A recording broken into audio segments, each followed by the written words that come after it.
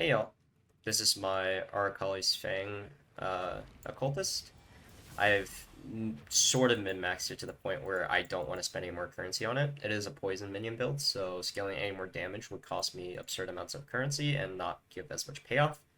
Survivability as well is kind of where it needs to be, and I'm not really gonna gun for more when I already feel Ubers are comfortable. So I am leaving the build off as is, and I am also going to be listing it for sale, so if you are interested, feel free to DM me in game, Macdri. But without further ado, I'm going to go over some gear explanations, some alternatives, as well as kind of how the build plays.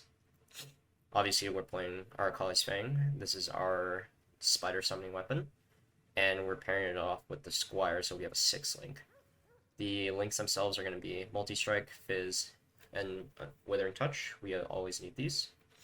Unbound ailments and minion damage. I like Divergent for the quality. It's a lot of increased damage with ailments, and obviously most of our damage is poison because the spiders cast Viper Strike. The Divergent melee splash is just really nice for dealing AoE damage, and it helps proc our Profane Bloom a little bit better when mapping. You want to swap this out for Awakened Void Manipulation for bossing. We always take Ancient Skull. Flesh Offering Enchant gives us the highest DPS. For this implicit, you can actually get a corrupted for increased effective curses if you're running this specific setup, and it's going to give you an extra 4% damage, but I have not seen one pop up on the market for a while, and I kind of gave up.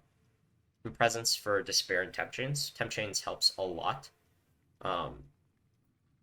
with extending poison durations, and Despair is just going to obviously give us more chaos damage done. So this is a very strong amulet, and obviously it's like very expensive, but it is, I'd say, a worthwhile thing to play if you want to play an occultist setup. Prismatic Skin and Ointment just for extra tankiness. I didn't want to bother upgrading this unset ring. I slammed it, hit lightning damage, called it a day. It's really hard getting like good stats on the unset ring, especially when I want like chaos res and open suffix, so I just left it as is. Other ring, on the other hand, is upgradable technically. T1 minion damage and like I guess a better roll. I could divine this if I really wanted to, but I can't be arsed. And this is going to give you a lot of damage as well, and is definitely worth looking to into upgrading. It's only around like 8 div is what I paid for it, I think. The body armor, I self-crafted. I got super lucky and just slammed, or rather I think it was Eater, or Eldritch Chaos Orbing until I hit something nice. But I didn't want any life on it for the 15% increase max life mastery on the tree. So I just went with as much ES as possible. Grasping Mail with global defenses is arguably better, but I noticed that it actually didn't help much for me, so I just opted for this instead. And yeah, it's easier to craft and a lot cheaper. For the glove, I need an Abyss Socket to get all 5 or 6, I want to say, for Amethyst Gaze to give my minions more dot multi. And obviously, all of our gear needs suppression on it. The boots are just ailment, avoid, suppression, very stereotypical boots. Don't cost that much at all. I am running Mageblood. You don't need to run Mageblood. You can run Darkness and Throne for 2 more really strong Abyss Jewels. These are kind of where we're getting a lot of our damage besides clusters. And so we really want to be maximizing that if we don't have a Mageblood. You're going to be slower, obviously, but that's the payoff. Mageblood is almost always for speed and never really for damage. Unless you're a crit build, but that's besides the point. For links, this is my Aura links. You could honestly swap out Malevolence for Haste if you really wanted to go faster, but the problem is our minions are not that fast. So it's no real benefit, honestly, versus just taking Malevolence, especially when you have Mageblood. Like, this is about as fast as your minions are going to go. I'm using Divine Ire in order to cast my Desecrates. I think Cyclone is kind of scuffed with this setup, so I wouldn't run it personally, but you can. You just need better accuracy as well. And I'm running a Blasphemy support with Despair and Temp Chains. Obviously, casting damage tank and Molten Shell. And we need the Unset for the Flame Dash because we need Convocation, Flesh Offering. Flesh Offering is going to be self-casted. So that's kind of your only thing, but that's also allowing us to run this mod where minions deal increased damage if you used a minion skill recently, because this counts as a minion skill, as well as convocation. So convocation also becomes one of our DPS skills. Now, looking into the tree, there's a couple notable things. I managed to snag this Glorious Vanity for, I think it was just one div. I got armor, minion damage, minion damage, minion damage, and life. Some res, avoidance, and for Corrupted Soul. This is a huge EHP gain for us, and allows us to scale ES and life. The other thing is taking less shade instead of more large cluster nodes, and we're taking the ES mastery as well, just to mitigate some more chaos damage. My tattoos are just to fill reses, some global defenses here and there. Really nothing special. A little bit of extra block where I can fit it as well, but it's all kind of just with no real particular aim whatsoever. Another jewel I have is a very nice utility one.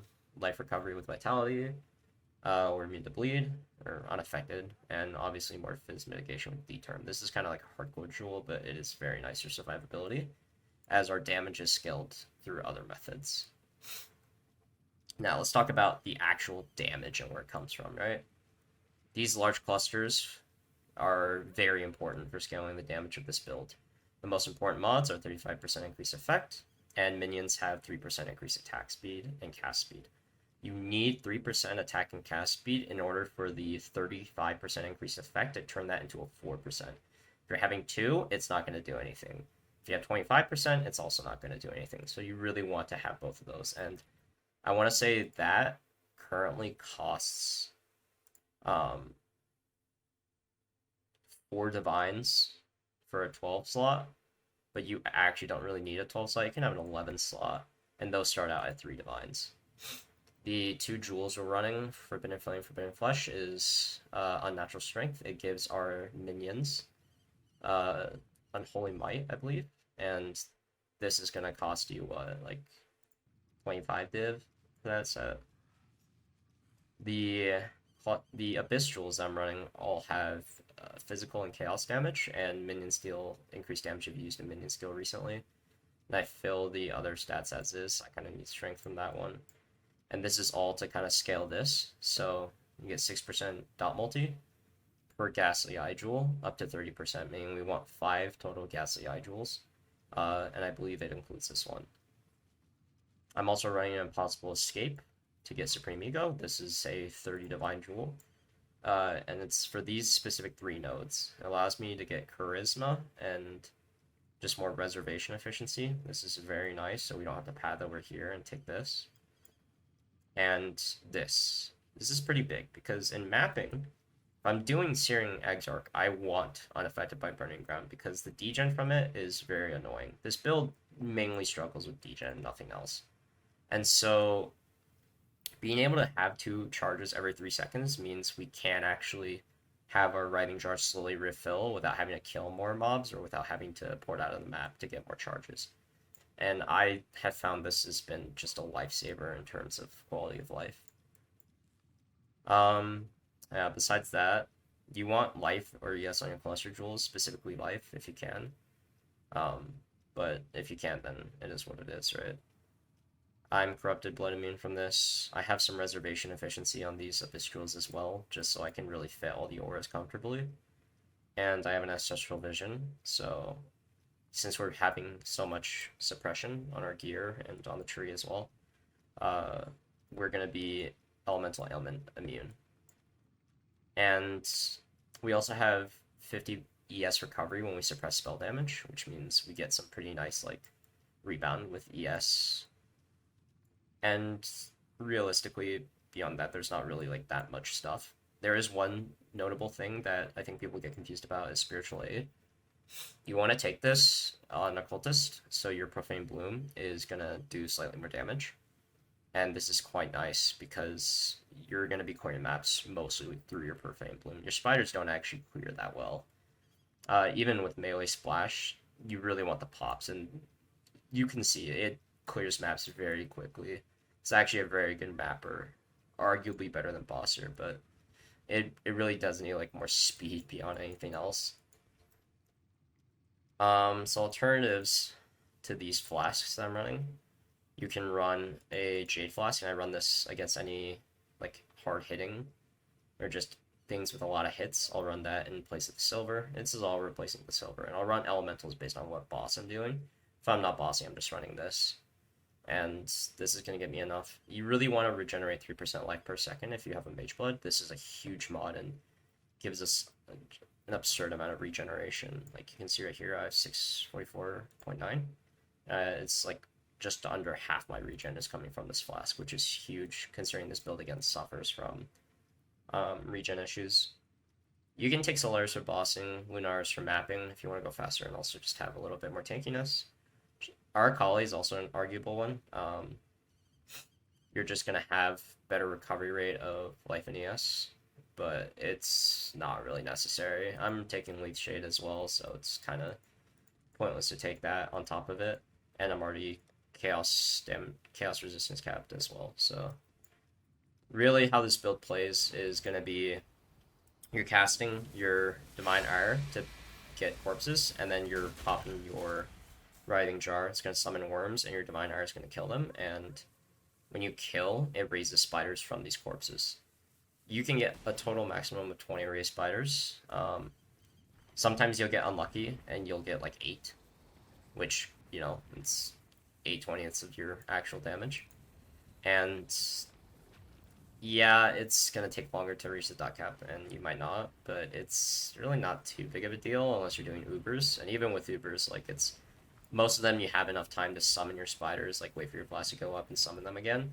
You usually can also run Rice Slotha, and with this setup, I always run Rice Slotha whenever I'm bossing or doing anything non-Exarch because it just provides a lot of quality of life. But yeah, beyond that, there's not really much more to say about the build. It's very expensive already, and it's taking more currency than I think it honestly needed to feel good. So I am ending the project here.